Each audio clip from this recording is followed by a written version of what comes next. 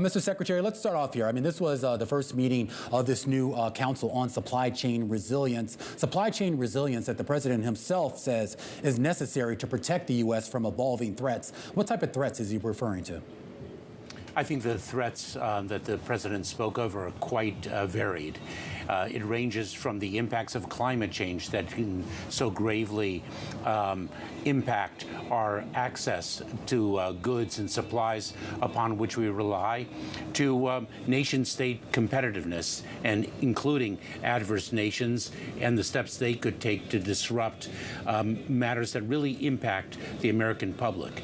It's very important to realize that supply chain security and supply chain resilience is not just a matter of economic competitiveness, not just a matter of economic security, but a matter of homeland security as well. And we saw that very starkly during the pandemic when there was a shortage of supplies and medical goods upon which the American public relied. Is there a sense here, though, that the federal government's involvement, particularly in a space that we know has a lot of private actors, meaning private companies, that have a lot of control, whether it's of our ports or our borders or other sort of means along that supply chain, how much coordination can you do in that space without just fundamentally rewriting current laws?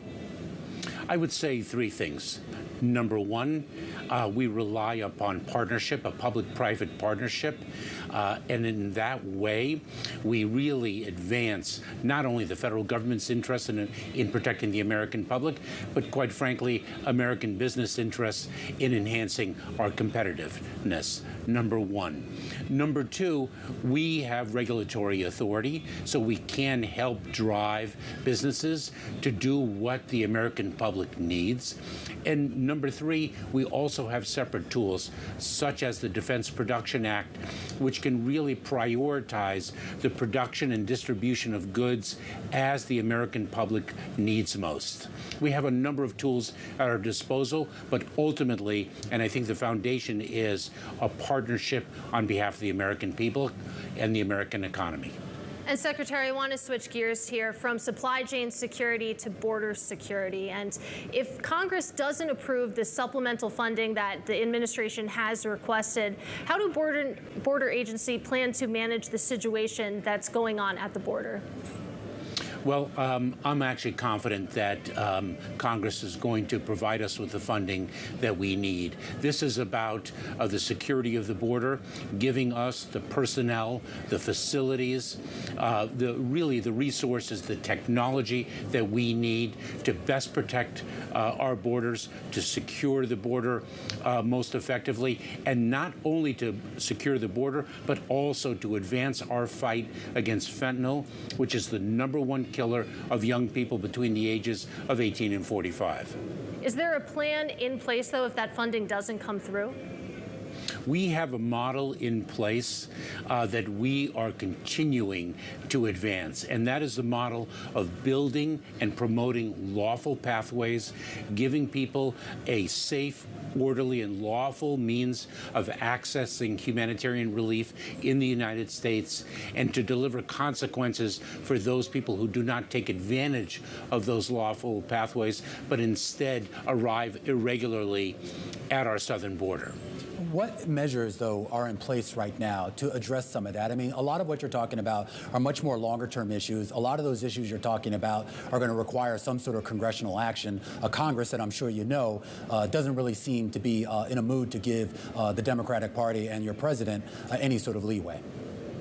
Well, let me cite some examples. We have a parole program, a humanitarian relief program, where case by case we make a determination for people from Cuba, Haiti, Nicaragua, and Venezuela, whether they could qualify for relief. We have sponsors here in the United States that assure their financial independence. And if, in fact, those individuals are approved, then they can come safely by air to the United States, outside the grip of unscrupulous and ruthless smugglers. Right. They can come safely to the United States. If they don't take that path, They arrive irregularly at our southern border. They do not qualify for relief under a heightened standard. Yeah. They can suffer a 5-year bar to admission to the United But States. you have to know, you have to know that's not going to be a deterrent for a lot of folks who are trying to escape very dire conditions. It also doesn't address the other sort of elephant in the room, which is dealing with the undocumented immigrants who are already here in the nation. And I know it's been a political football as to trying to figure out the best way to address that. But I'm going to ask you, what is the best way to address that from your perspective? The answer is quite clear and quite straightforward, and we've been waiting for it for about 30 years.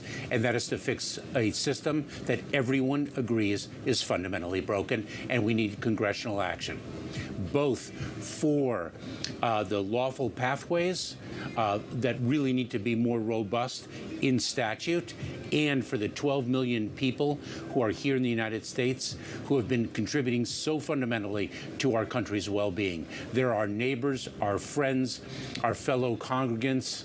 They provide our frontline workers. We need to do something, and I am hopeful and remain hopeful that Congress will do it. The president, on his first day in office, presented Congress with a proposal. They did, and the Republicans also have their own proposal. The Republicans have also tried to remove you from office. Has that shifted at all your strategy, given what they themselves, the Republican Party, has put out there? I am busy at work and incredibly proud to support and work alongside the 260,000 people of the Department of Homeland Security. All right, Mr. Secretary, you're going to have to leave it there.